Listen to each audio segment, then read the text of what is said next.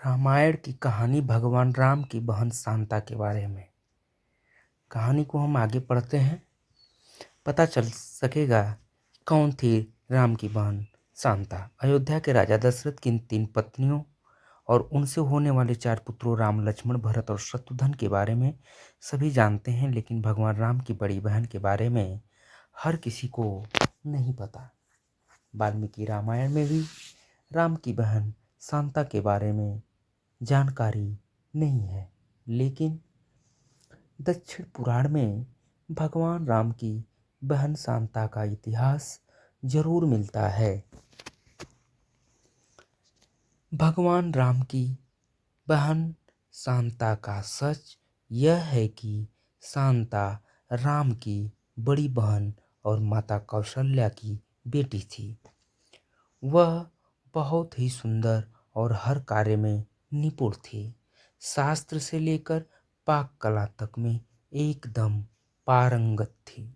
वहीं रानी कौशल्या की बहन थी रानी वर्षिणी, जिनका विवाह अंग देश के राजा रोमपद के साथ हुआ था। दुर्भाग्य की बात यह थी कि किन्हीं कारणों उनकी कोई भी संतान न हो सकी।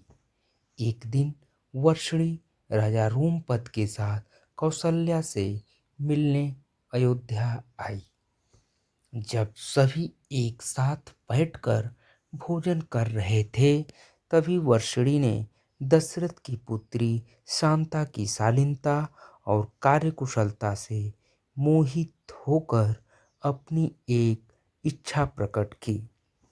वर्षिणी ने कहा, वैसे तो मेरी कोई भी संतान नहीं है, लेकिन मेरी इच्छा है कि शांता की तरह ही मेरी भी एक पुत्री हो। वर्षिणी की इस बात पर राजा दशरथ उन्हें शांता को गोद देने का वचन दे देते हैं। इस प्रकार राजकुमारी शांता अंग देश के राजा रोमपद की पुत्री बन जाती हैं।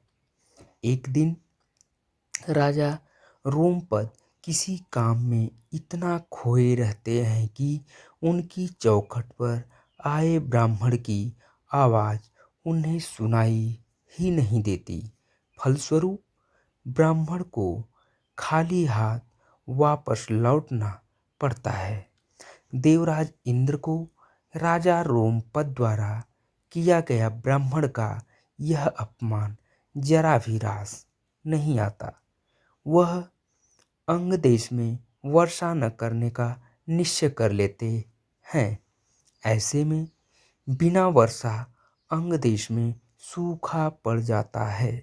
इस वजह से अकाल की स्थिति पैदा हो जाती है।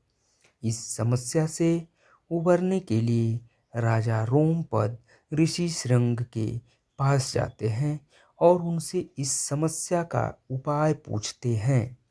ऋषि राजा को यज्ञ कराने की सलाह देते हैं, जिससे रूठे इंद्रदेव को मनाया जा सके।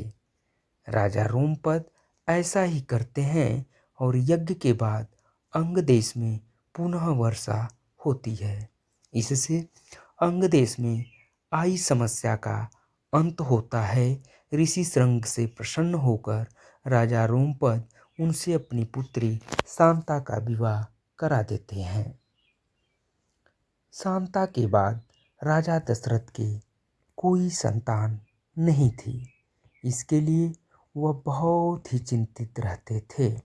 इसी कारण वह भी ऋषि श्रृंग के पास जाते हैं। ऋषि श्रृंग उन्हें कामाक्षी यज्ञ कराने की सलाह देते हैं। ऋषि के कहे अनुसार राजा दशरथ कामाक्षी यज्ञ संपन्न कराते हैं और प्रसाद के रूप में खीर बनवाते हैं। यज्ञ समाप्त होने के बाद जो खीर का प्रसाद था, उसे राजा दशरथ की तीनों पत्नियां कौशल्या, सुमित्रा और कैकेयी ग्रहण करती हैं। कामाक्षी यज्ञ के प्रताप से रानी कौशल्या को पुत्र के रूप में राम कैकेयी को भरत और सुमित्रा को लक्ष्मण व शत्रुघ्न की प्राप्ति होती है। चारों पुत्रों को अपनी बहन शांता के बारे में कुछ भी मालूम नहीं होता है। समय के साथ धीरे धीरे राम को अपनी माता के दुख का पता चलता है। साथ ही भगवान राम की बहन शांता के जीवन का सच जो कोई नहीं जानता था, राम को मालूम हो जाता है।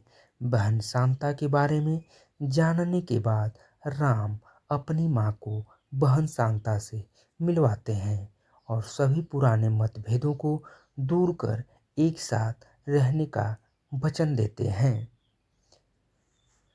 दोस्तों, यही कहानी है। इस कहानी का कंटेंट आप तक पहुंचाने के लिए हमारे चैनल को सब्सक्राइब करें, लाइक करें। आपका बहुत बहुत